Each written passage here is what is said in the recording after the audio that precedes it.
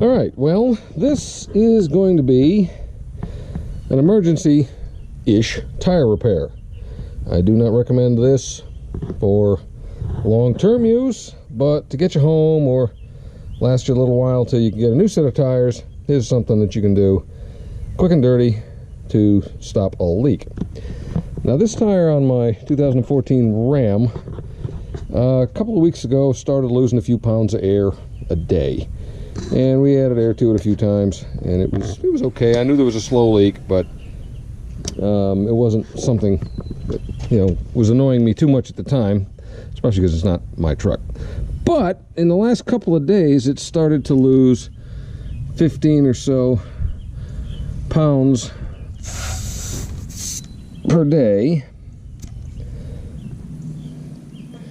and my dad put this up to 40 psi at about noontime today, and it is now 6 o'clock or so, and we're down to 25.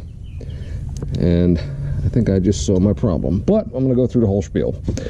So I have inspected the tread, and these tires, they're Michelin Defenders. Yeah, Defenders. I got them when the tire first came out. They'd only been out a couple of months when I got these, and they've probably got 65,000 miles on them, and I've abused them. I ran the air pressure too high because I ran the air pressure rated for the truck, not the tires, so centers got cooked out a little bit. But you know, if I hadn't done that, these would easily make their 70,000 mile warranty. But this has been a good tire, and I've inspected all of the tread, found a few little rocks here and there.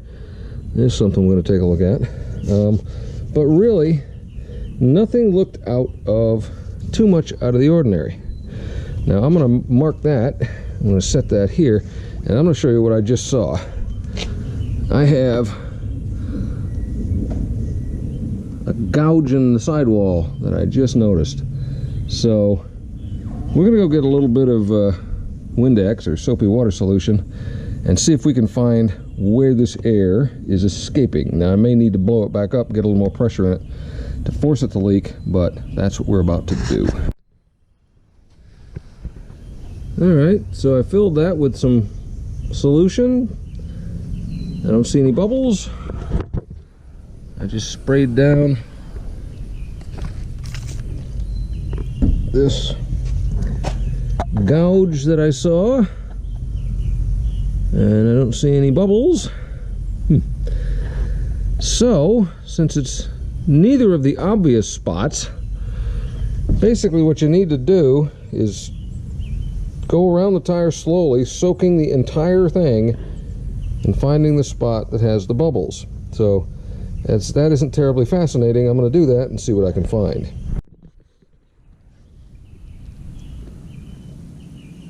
And there it is. And actually, I had missed it when I did my initial inspection, because you can see that whatever that was is still in it. So that's what we got.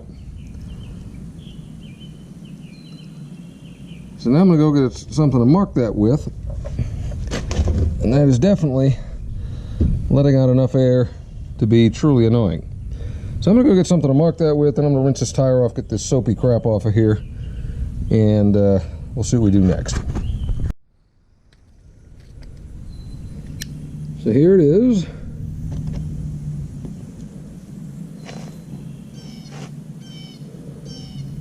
Pretty substantial.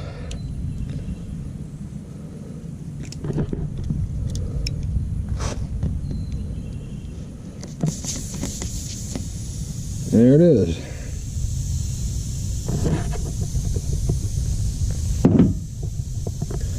It ain't much. I don't know what that is. Very thin. Not even terribly sharp, but obviously good enough to eat my tire. So now that you've done that, honestly, the best bet is to put your donut spare on, take this to a tire company, have them unmount it, and put a patch on from the inside.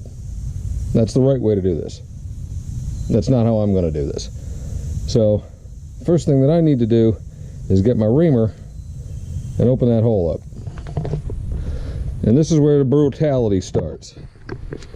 This is a well-used reamer, as you can see by how straight it is, and that's my well-used plug insertion tool. So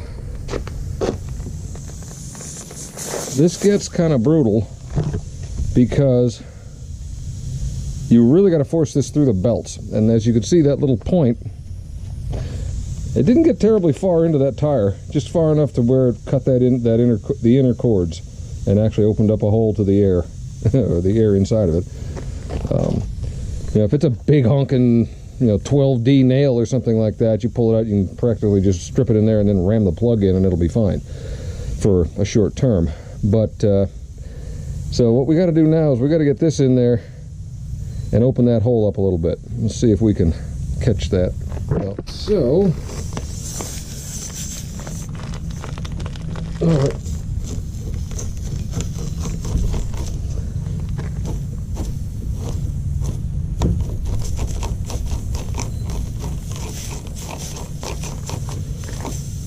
Okay, now that's what we want. We want to open that hole up a little bit so you might be able to get that plug in.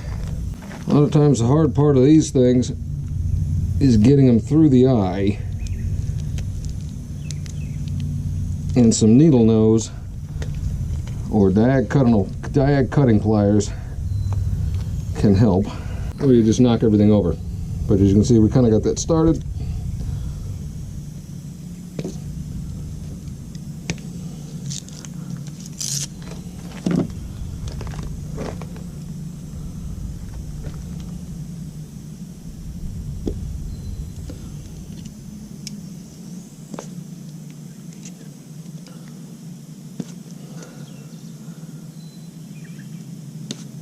You want to split it about 50-50-ish, about like that. Now again, normally I would lube this up with some rubber cement, jam it in there, and go. But of course, I'm out of rubber cement. So here we've opened that hole up.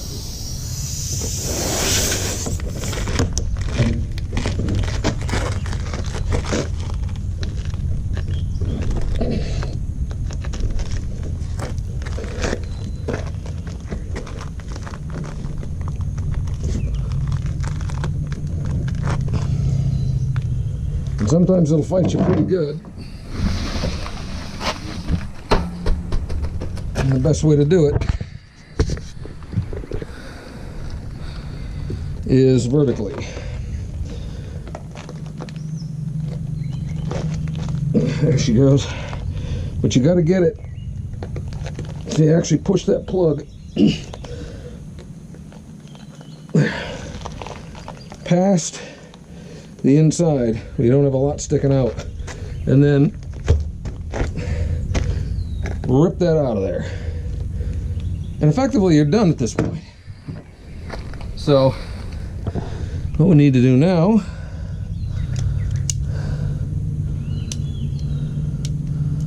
trim this off.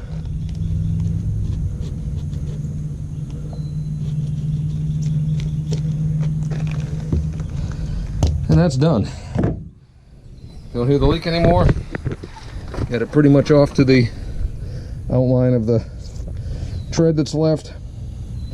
And that's pretty much it. That's your emergency repair. Put a little more air back in this thing, and this will get you a good distance back to safety. Now, I wouldn't do burnouts. I wouldn't do excessive speed. I'd be very careful, as this is not really a, let's say, professional repair. This is a hack. This is to get you out of the woods to somewhere where you can do this right. The problem you got now, though, you have ruined this tire. I'm going to be replacing these tires within the next couple of months. I'm not worried about it.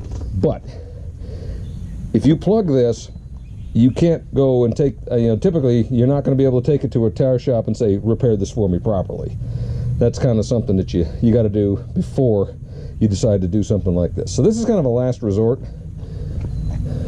For me, it's keep the air in until my new tires come in the next couple of weeks. But that is how you do an emergency repair on a radial tire with a plug kit. Fairly simple, not terribly expensive, and it'll get you out of the woods if you're stuck somewhere, as long as you got a little compressor to put some air back in it. But not necessarily recommended long term, and certainly it does compromise the integrity of the tire a little bit. So keep that in mind if you ever want to do something like this. This isn't what you should do if you want to keep this tire long term, because right now I just ruined this tire. So if this was a brand new tire that got a cut in it, I wouldn't have done that. This is almost 70,000 mile tire getting ready to be replaced.